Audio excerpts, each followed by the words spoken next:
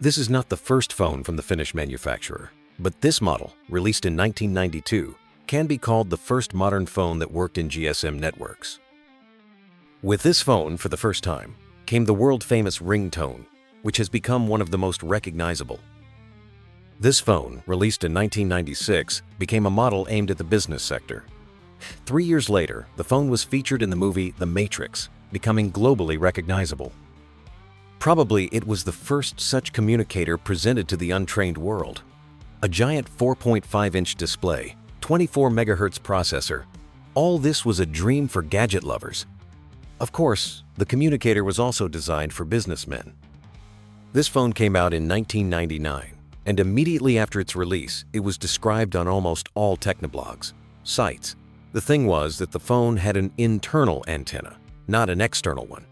It was a new word in phone building. In addition, the device, despite its small size, was equipped with an infrared port, which made it possible to exchange data.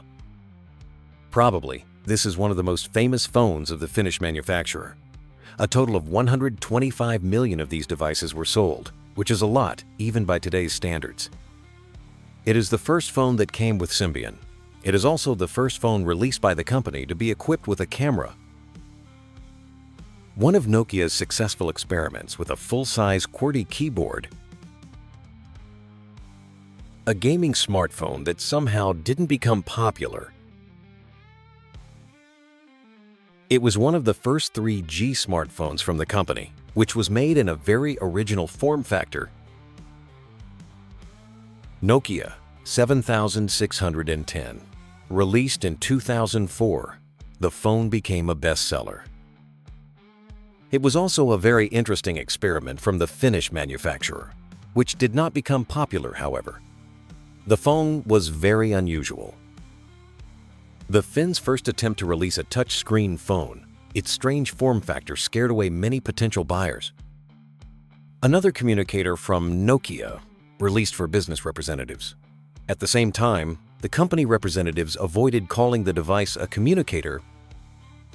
Is a tablet that ran on Maemo later than Migo, the OS that was considered to be the future favorite of the company. As we know, nothing came of it. A great smartphone with optics from Carl Zeiss, it was, as they sometimes say, just the bomb. An interesting smartphone model positioned as an iPhone killer.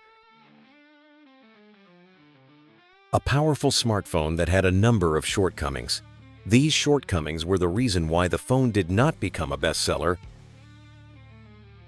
The smartphone was released as a competitor for some BlackBerry models. Not much came out of this attempt either, although the phone managed to become popular in its segment. Nokia X7, first X-series phone with Symbian. 3. Nokia N9. The latest Symbian phone, the Nokia 808, is the last phone in the PureView series.